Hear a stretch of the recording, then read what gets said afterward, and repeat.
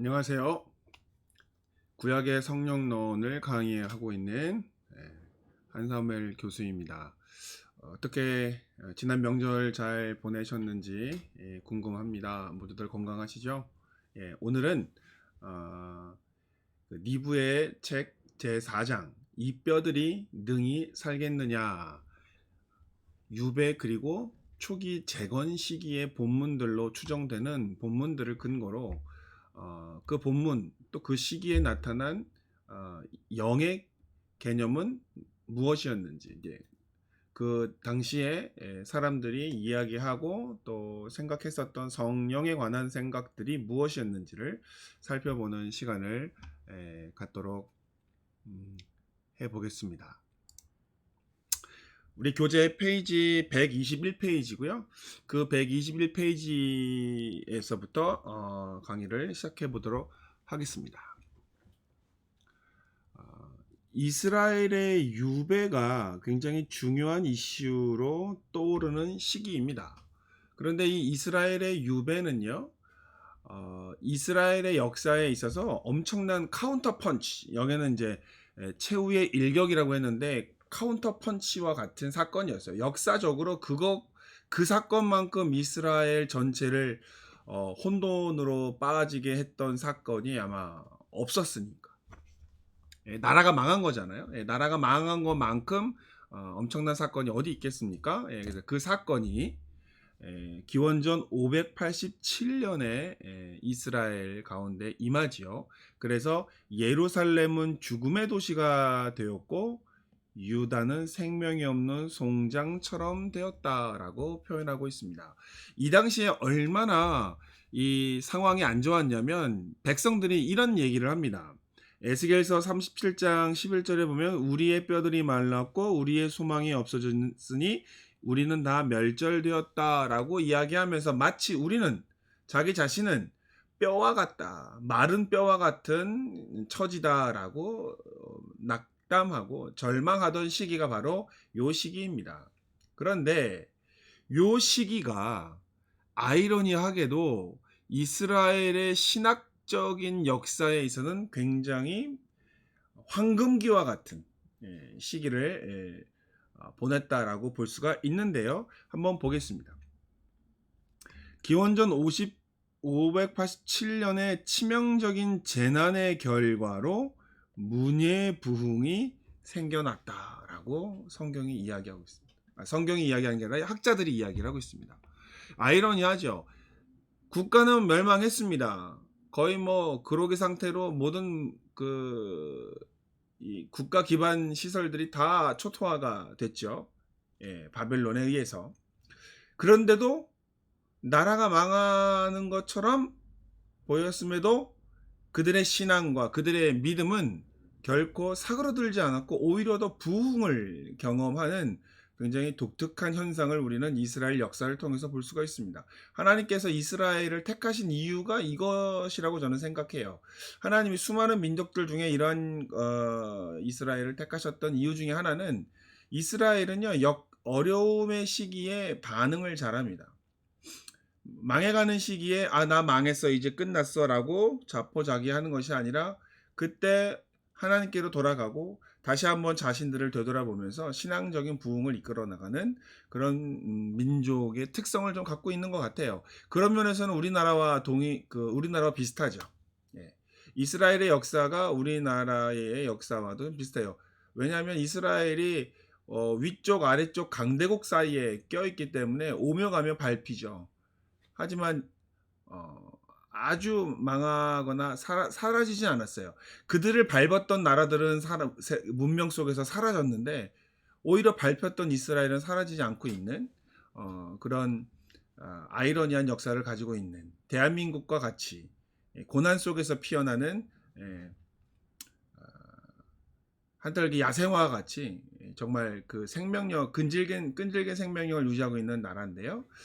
여기 보면 유배가 영 개념의 사용을 자극하였다는 것은 이 예는 뭐냐면 이 시기에 영에 관한 언급이 아주 폭발적으로 많이 늘어납니다. 근데 그 이유는 제가 말씀드렸죠. 0이 언제 부각이 된다고요? 예, 위기의 순간에, 절체절명의 순간에, 시기에 0에 관련된 관심들이 많아지고 0에게서 하나님의 영을 통해서 새로운 가능성을 발견하는 것이 이제 성경이라고 말씀을 드렸잖아요. 근데 587년 나라가 멸망하는 그 순간 시기에 이제 영의 사용이 많아지죠. 그 이후가. 근데 이거 어떻게 알았느냐? 그 시기에 본문들에 그러한 현상들이 많다는 것을 이제 알아차린 거죠. 그래서 제2 이사야라든지 에스겔이라든지 아니면 제사장 자료들에 의하면 거기에 영의 언급이 많습니다. 그래서 결론적으로 유배가 하나님의 성령을 찾고 말하고 가르치는 또 대망하는 그런 사용을 자극했다, 자극제다라고 볼 수가 있죠. 여기에 또 의미심장한 그 구절이 하나 있습니다. 보십시오. 아마도 예루살렘의 멸망과 많은 옛 형식들이 파괴되면서 바벨론 포로기는 하나님의 영의 활동에 대한 자유로운 표현을 다시금 허락해 주었을 것이다. 제가 수업 중간에 말씀을 좀 드렸었잖아요. 영이 활발하게 활동하다가도 영이 사그러지는 상황은 어떤 상황이라고 그랬어요? 제도화되고 형식화되고 시스템화되면 영이 활동을 안 한다, 적게 한다라고 말씀을 드렸잖아요. 그런데 그걸 적게 만들었던 원인이 뭐냐면 옛 형식들입니다. 제사, 성전, 전통, 법, 예, 이런 것들이 성령의 자유로움을 이제 가로막았었다고 말씀을 드렸는데, 이제 그것들이 다 파괴된 거예요. 왕조도 파괴되고, 제사장들도 끌려가고, 예언자들도 심판을 같이 당하고, 또 제사도 폐하여지고, 성전도 무너지고, 법이고 뭐고 다 무너지고 나고 파괴되어지니까 하나님의 영의 이 활동을 자유롭게 못하게 막았던 것들이 다 이제 없어진 거죠. 그러니까 다시 영이 자유롭게 활동할 수 있게 되는 환경적인 조건이 이루어졌던 것이라고 해석을 하고 있습니다. 그래서 옛 형식들의 파괴가 영의 재개를, 영의 활동의 재개를 촉매의 역할을 했던 것이죠. 옛 형식들의 파괴가 하나님의 영이 다시금 부각되고 다시금 강조되어지는 환경으로 가는 지름길을 터놓았다라고 볼 수가 있는 것이죠. 그래서 때로는 어떤 위기라고 하는 것이 부정적인 것만은 이제 아닌 것 같아요. 그런 위기 속에서 피어나는 그 신앙의 꽃들과 어두운 밤하늘에서 빛나는 별들이 더 초롱초롱 그 빛을 발하듯이, 영롱한 색들을 발하듯이 우리의 신앙이라고 하는 것은 편안하고 평탄한 가운데 빛나는 그런 신앙일 수도 있겠지만, 정말 어려움 속에서도 굳굳이 절개를 잃지 아니하는 그런 신앙의 모습들을 우리는 가지고 왔었다. 성경은 그렇게 이야기하고 있다라고 볼 수가 있는 것이죠. 그래서 위기는 곧 기회이다라고 생각하는 그 이유이기도 한데요. 어쨌든 그런 그 상황들이 영의 활동에 있어서도 동일하게 지금 나타나고 있다라고 하는 것입니다. 그래서 이제 이 저자는 이 시대를 구성하고 있었던 영의 개념을 이제 날줄과 시줄이라고 하는 개념으로 이제 설명을 하려고 해요. 미리 말씀을 드리지만 원래 날줄은 원래 그 가로줄을 의미하죠. 우리 보통 옷을 짤 때 이렇게 옷을 천들을 만들잖아요. 그랬을 때 가로줄을 우리는 날줄이라고 이야기하고 세로줄을 우리가 시줄이라고 하는데, 이 저자는 이 날줄을 새로운 요소들, 이전에 없었던 새로운 요소들을 날줄로 표현을 하고요. 그 다음에 기존에 있었던 것들을 이제 시줄로 이제 표현을 합니다. 그래서 미리 말씀을 드리지만 이 날줄에 나오는 내용들은 뭐예요? 앞에서 나왔던 내용이 아니라 새롭게 부각되어지는 내용들이 이제 나올 거예요.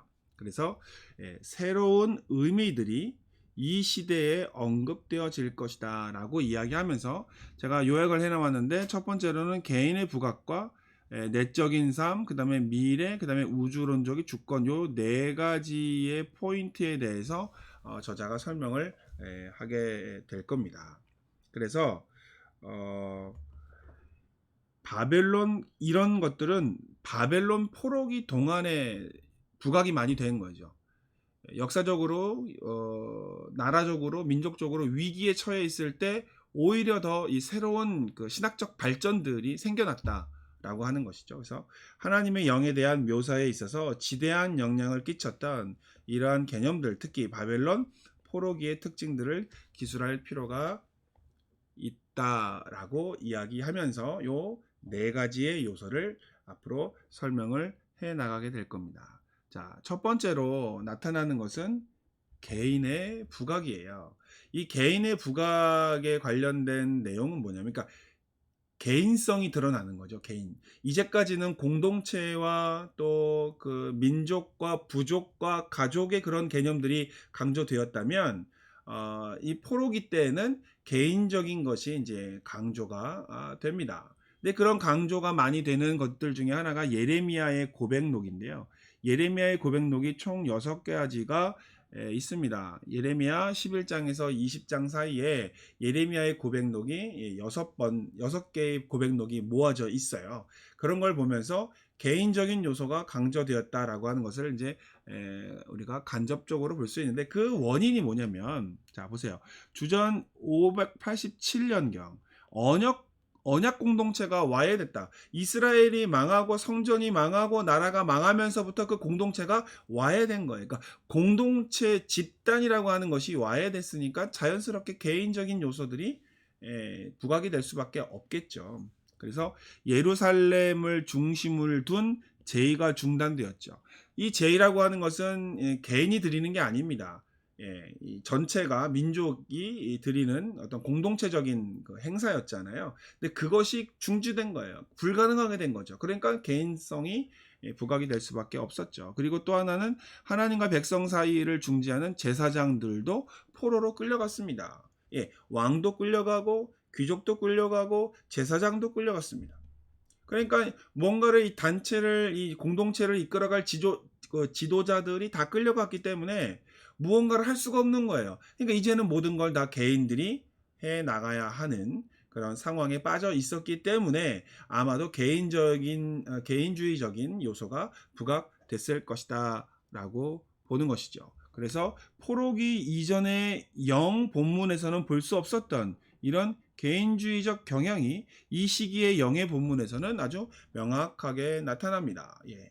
오늘날 요즘에 이 개인주의 하면은 대번에 욕을 먹었겠죠. 인성에 문제 있어. 개인주의라고 요즘에 회자되어지는 내용과는 조금 다르게 개인주의가 오늘날은 나쁘게 사용되어지고 인성에 문제 있는 것까지도 이제 이야기를 하게 되어지는데, 이 당시에 개인주의는 어쩔 수 없었어요. 나라가 망하고 공동체가 망하고 국가가 없는데, 지도자가 없는데 어떻게 하겠어요. 그러니까 어쩔 수 없이 개인주의적인 성향들이 자연스럽게 퍼질 수밖에 없었죠. 근데 이게 이제 그 신정론적인 입장에서 보면, 하나님이 통치하시는 그런 입장에서 보면,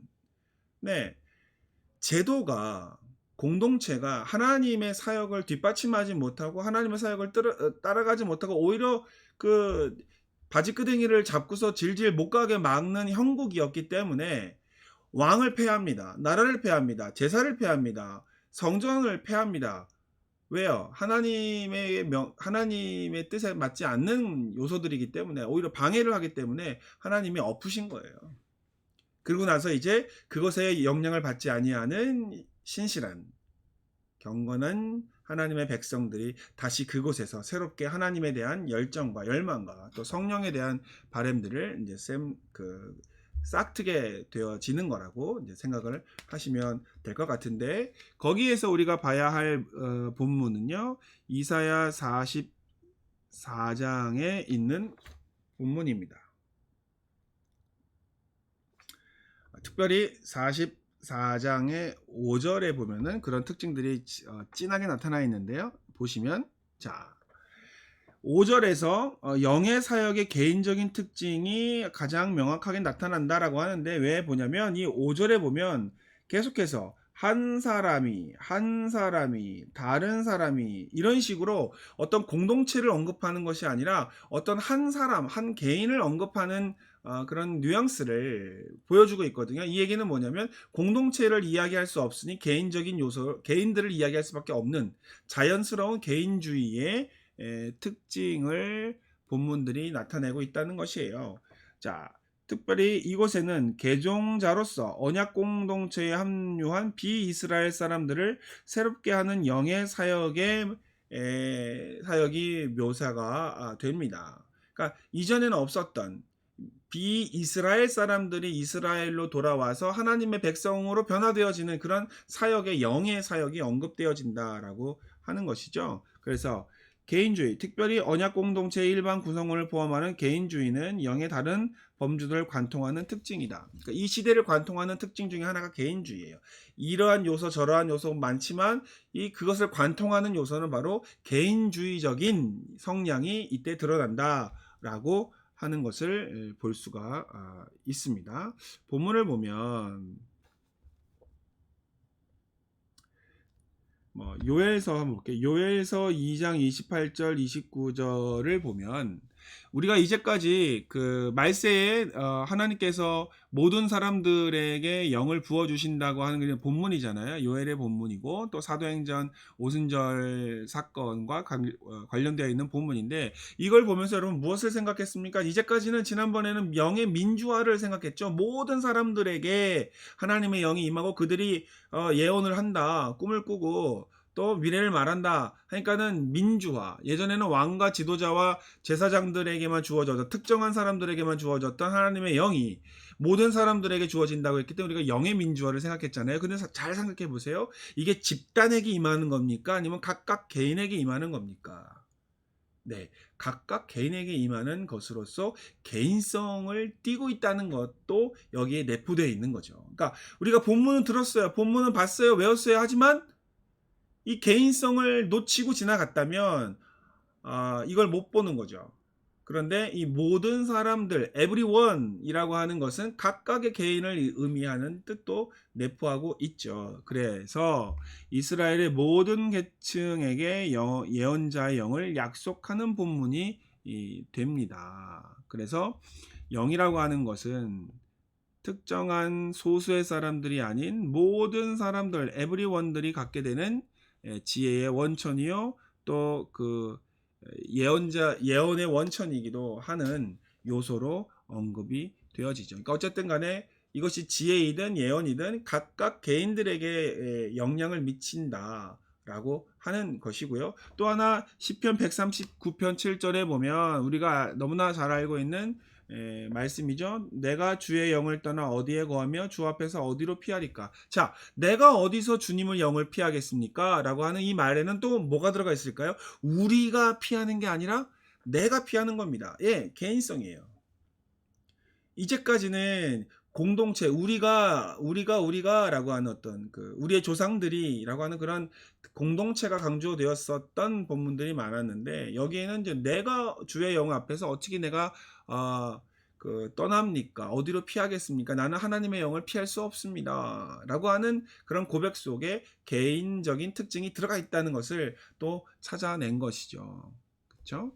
그 다음에 하나님께서 영을 통하여 개별 성도들을, 신자들을 인도하신다는 내용이 여기 나와 있습니다. 자, 내 영을 너희 속에 두어 너희로 내 율례를 행하게 하리니 너희가 내 규례를 지켜 행할지리라 라고 했을 때, 이것도 각각의 개인들이 하나님의 영을 받아서 하나님의 율례를 잘 지키는 그러한 사람들로 변화되어진다라고 하는 것. 그것을 이제 나타내는 본문이라고 이제 선택을 하는 거죠. 이렇게 해서 첫 번째 개인주의적인 성향이 이 시기를 관통하는 중요한 특징이었다라는 것을 말씀을 드렸고요. 두 번째는 내적인 삶입니다. 자, 우리가 예전에 우리 지난 시간에도 공부했었듯이 하나님의 영은 내적인 변화를 일으킨다고 그랬습니까? 안 일으킨다고 그랬습니까? 하나님의 영은 내적인 변화를 일으키지 않고 외적인 변화, 그다음에 단기간적인 변화만을 일으킨다고 배웠잖아요. 근데 여기에 드디어 내적인 삶의 변화의 내용이 나옵니다. 특별히 인간의 도덕적이고 윤리적인 내적인 변화를 다루는 본문들이 이 시기에 등장하게 되는 것이죠. 그래서 이전에는 몇몇 본문에서만 영의 이러한 종류가 나타났었는데 이제는 여기에서 굉장히 많이 난다는 거예요. 그래서 도덕적, 윤리적, 내적 변화의 가능성들이 비춰지기 시작했다라고 하는 것이죠. 그래서 내면의 삶에 대한 이러한 강조의 증가는 포로기의 중요한 특징 중에 하나였는데, 여러분, 왜 이 사람들이 외적인 것이 아닌 내적인 것에 관심을 두고 내적인 변화에 신경을 썼을까 한번 생각해 보세요. 예, 한번 보시죠. 왜 그랬을까요? 여기 보세요.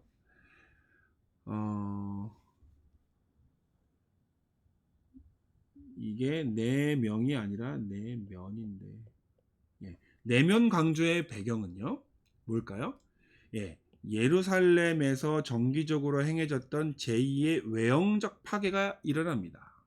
예, 눈에 보이는 성전이 파괴되고 또 제2가 무너진 거, 제단이 무너진 거예요. 눈에 보이는 게 무너진 겁니다. 외적인 게 무너진 겁니다. 그러니까 눈에 보이지 아니하는 내면의 것으로 외적인 것이 없어지면서 내면으로 사람들이 눈을 돌리고 방향을 돌렸던 거라고 볼 수 있죠. 그래서 개인적인 예배 및 예배자의 내면적 삶의 발전을 강조하는 계기가 되었다. 자, 외적인 것들에 망하는 것이 파괴가 과연 절대 부정적인 영향을 미쳤을까?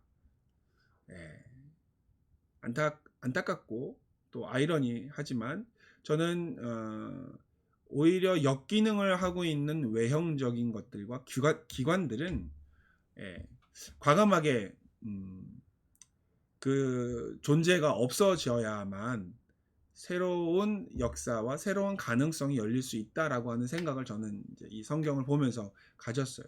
때로는 내가 갖고 있는 나의 틀이 무너져야 하나님의 방식이 들어오고 또 나의 그 굳어져 있는 어떤 그런 나는 옳다고 생각하는 그런 것들이 무너져야 새로운 역사가 벌어질 수 있는 거예요.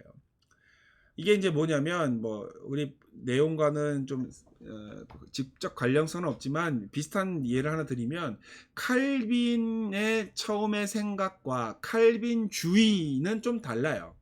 루터의 생각과 루터주의는 조금 다릅니다. 예. 이 칼빈의 처음의 생각은 신앙적인 것이 신앙적인 것이 자유로움이 좀 있어요. 근데 그것이 칼빈주의가 되어 버리면 예를 들면 칼빈이 예정설을 이야기하지 않습니까? 예정설이라고 하는 것은요, 하나님이 나를 구원하시기를 만세전부터 계획하셨다라고 하는 어떤 신앙 고백적인 요소였어요. 신앙 고백이었어요, 원래는. 그런데 이게 칼빈주의가 되니까 어떻게 변화가 됩니까?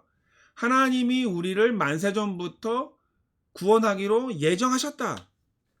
따라서 구원받을 사람은 구원받고 애초에 구원 못 받을 사람은 구원 못 받는 거예요. 그러니까 전도할 필요가 있어요, 없어요? 전도할 필요가 없어졌어요. 왜요? 어차피 하나님이 구원하실 텐데 내가 뭐 한다고 해서 그게 내가 하는 건가? 하나님이 하시는 거지. 구원을 하나님이 이루시는 건데 내가 뭐하러 전도를 합니까? 우리가 뭐하러 선교를 합니까? 그렇게 생각한 것이 칼빈주의예요. 칼빈주의. 도그마가 된 거죠. 도그마. 크레도와 도그마는 좀 달라요. 크레도는 신앙 고백이잖아요. 자기의 신조의 고백입니다. 근데 도그마는 공식이에요. 시스템이에요. 이건 변하지 않아요. 그러니까 문제가 뭡니까? 선교를 안 합니다. 교회가 선교를 안 하고 구원 사역에 참여하지 않습니다. 그리고 뭐 해요? 그냥 자기 것들만 갖고 노는 거죠. 자기 만족에 즐겨대고. 그러니까 나중엔 그것이 어떻게 됩니까? 무너지겠죠. 예, 칼빈주의가 칼빈의 신앙을 망친 거예요. 루터도 마찬가지입니다. 루터의 신앙과 루터주의는 좀 달라요. 그러니까 제가 얘기하고 싶은 것은 우리도 마찬가지입니다. 우리가 오순절 신앙을 갖고 있는 것은 굉장히 좋은 거라고 저는 생각합니다. 근데 그것이 주의가 되어지고 도구마가 되어지면 역동성은 사라져요. 경직화됩니다. 영의 경직화가 되면은 새로운 것이 이제 가죠. 카톨릭이 너무 경직화되니까 종교개혁, 개혁주의자가 나온 것처럼 어떠한 것이 너무 경직화되어지면 그게 수십 년, 수백 년이 걸릴 수도 있겠지만 그것에 대한 반대 운동이 나올 거예요. 이처럼 이스라엘 백성이 수백 년 동안 그 주전 13세기에 15세기부터 이루어졌던 그것들이 1000년 동안 굳어져 버린 거예요. 그러니까 587년에 이스라엘이 망하면서 그 예전에 굳어 있었던 모든 것이 이제 다 완전히 파괴되어지고 그 안에 감추어 있던 영의 잠재력이 다시금 이제 부각이 되었던 거라고 저는 이제 말씀을 드리는 것입니다. 그래서 내면이 강조되는 배경은 제의가 파괴되고 예루살렘이 파괴됐다라고 하는 것을 보여드리고요. 그 다음에 여기 이사야서 42장과 이사야서 44장, 그 다음에 에스겔서 36장에 걸쳐 있는 내용들을 보면 내적인 변화에 관련된 내용들이 나타나게 됩니다.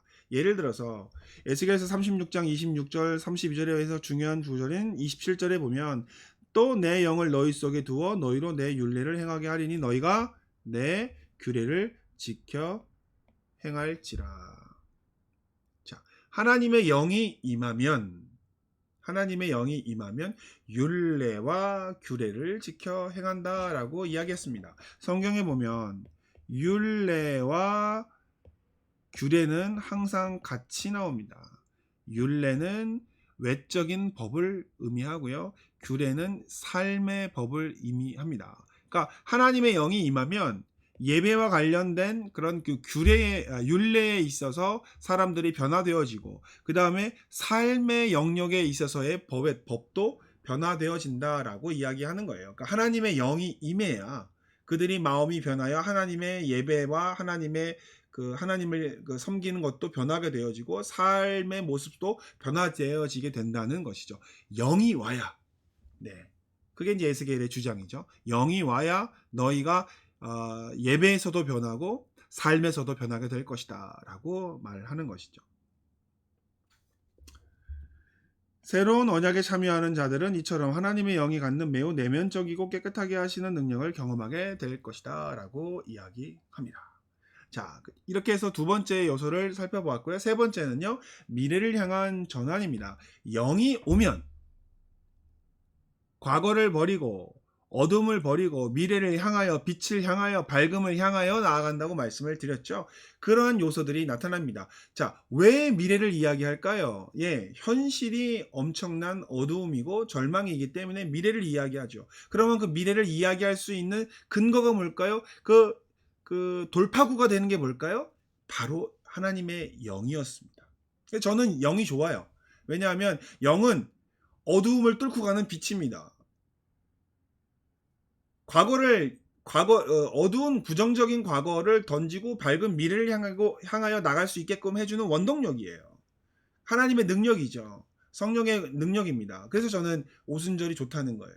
왜냐하면 그러한 가능성을 제도의 개선과 어떤 또 다른 거의 그 교체로 이루어지는 것이 아니라 하나님의 영을 의지하는 것에서부터 시작해야 된다라고 하는 생각을 저는 하고 있기 때문에 하나님의 영이 답이라고 저는 생각해요. 좀 후반부에 나올 겁니다. 왜 하나님의 영이 답인지가 나올 텐데, 자, 봅시다. 억압의 시기에 항상 주님을 기다리는 자들 편에서 미래를 향한 전환이 있기 마련입니다. 자, 과거를 지탱했던 지상의 모든 실체, 즉 왕, 성전, 도시, 제의 등이 모두 파괴가 됐습니다. 이제는 장차 새롭게 하실 야훼의 역사심에 대한 희망과 기대 외에는 어떠한 대안도 남아있지 않았기 때문에 그렇습니다. 과거의 권위와 안전이 모두 사라졌습니다. 그 자리에 야훼에 대한 기대와 희망이 자리 잡게 됐습니다. 참 아이러니하죠. 평화롭고 풍요로우면 거기에 나태와 교만과 또 어떤 그 잘못된 것들이 거기에 자리 잡게 되는데, 그런 안전이 없어지고 또 풍요가 없어지고 그런 게 없어지면 오히려 하나님에 대한 기대와 희망이 그 자리를 잡게 된다는 것이 참 아이러니한 것 같아요. 그러니까 신앙은 아이러니죠. 어려움 속에서 빛이 나는 게 신앙이기 때문에, 그리고 밝음 속에서는 그 빛을 잊어버리지 빛을 바래지 않기 위해 무단히도 노력을 해야 되는 게 신앙인 것 같습니다.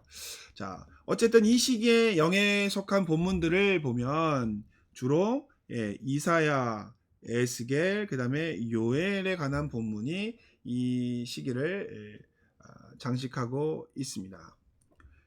영을 바라보는 자들은 형식이 파괴될 때 희망을 보게 됩니다. 그리고 거기에서 갱신과 순종과 예언을 이야기하게 됩니다. 영을 바라보는 자들은 외적인 것이 무너지게 되어질 때, 확고하다고 생각하던 것들이 무너지게 되어질 때 하나님의 희망을 기대하는 사람들입니다. 자, 오순절은 이런 사람들이어야 하죠. 어둡고 힘들고 칠흑 같은 어두움이 내렸을 때 우리 망했구나 라고 이야기하는 게 아니라 우리는 희망이 있고 다시금 살아날 수 있다 라고 이야기하는 거죠. 누구죠? 에스겔이죠. 우리는 말랐고 마른 뼈와 같은 자들이다 라고 하는 그들에게 하나님께서 말씀하시죠. 그들에게 루아크를 부어 넣어라.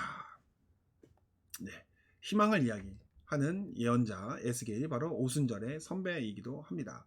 어쨌든 이 어려운 시기에 이 이사야와 에스겔과 요엘이 그러한 희망을 이야기하는 것이 하나의 특징이었다. 나중에 살펴볼 겁니다. 자, 그 다음에는요, 영의 우주적인 활동에 관련된 테마가 등장합니다. 자, 이거 좀 설명을 좀 드려야 되는데, 이 우주론적인 것은요, 이스라엘이 하나님을 처음 믿었을 때부터 우주론이 생겼을까요?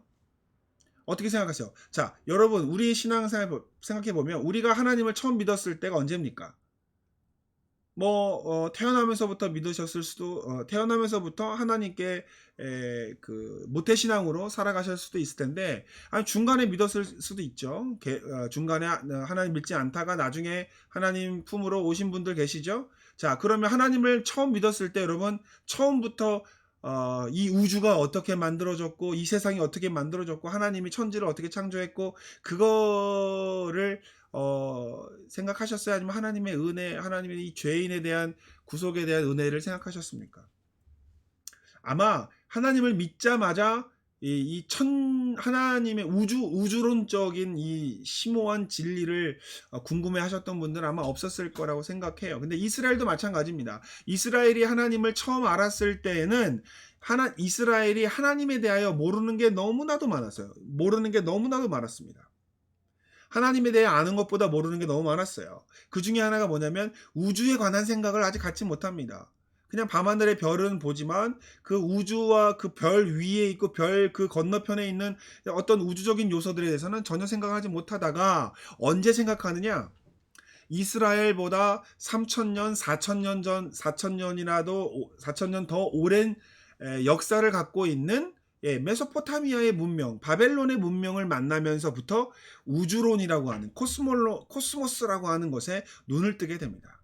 그전에는 그러니까 양을 칠 때는 들판만 바라봤어요.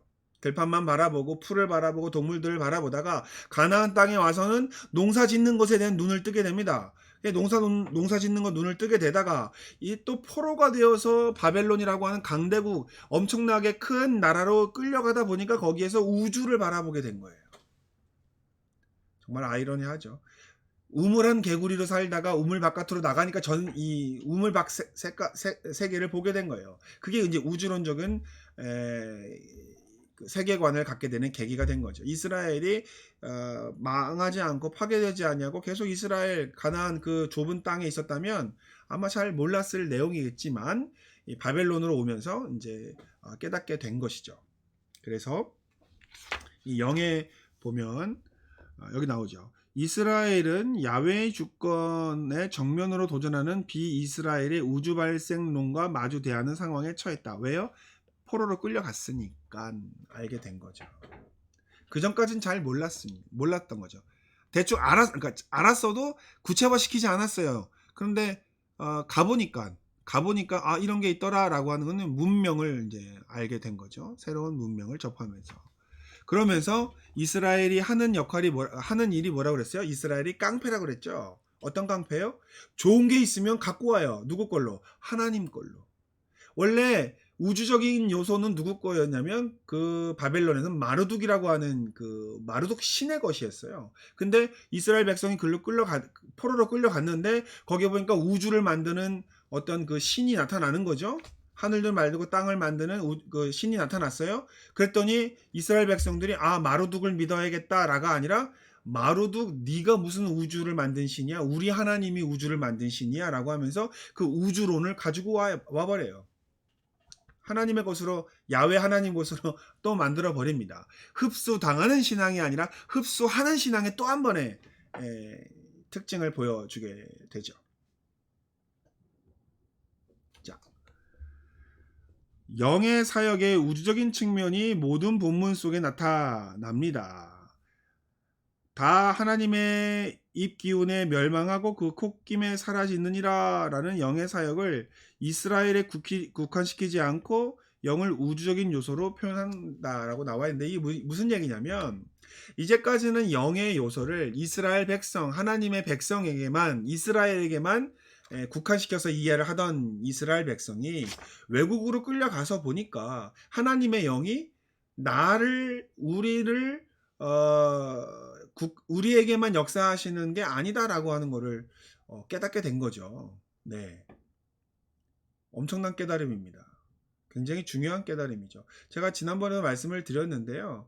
여러분, 하나님의 영, 성령은요, 우리가 살고 있는 이 삶에서의 영이기도 하나님의 영이시기도 하지만, 여러분, 사이버의 영이라는 말 들어보셨습니까? 사이버 영? 월드 와이드 웹, WWW에 그 있는 또 하나의 가상 공간에도 하나님의 영이 운행하시지 않을까요? 운행하셔야 되지 않을까요?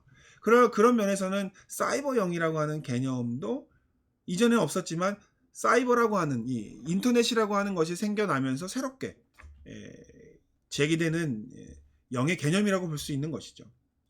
이 사이버 영이라고 하는 것은 제가 처음 말한 게 아니라 조영기 목사님께서 예전에 강연을 하시면서 사이버 영에 대해서도 말씀하신 적이 있는데 저 충격이었어요. 처음엔 충격이었습니다.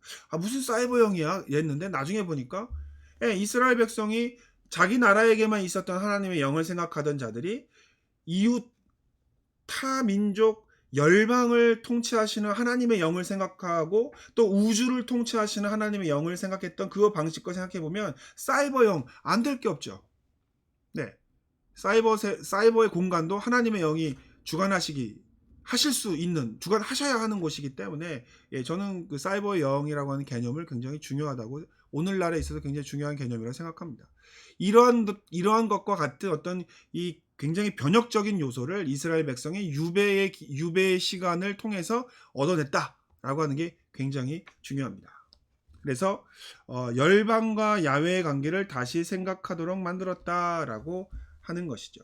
네, 야훼의 통치가 해안 지구, 가나안 땅이죠. 그 가나안 지구와 지구 끝까지 확장되어져 나가는 것이에요.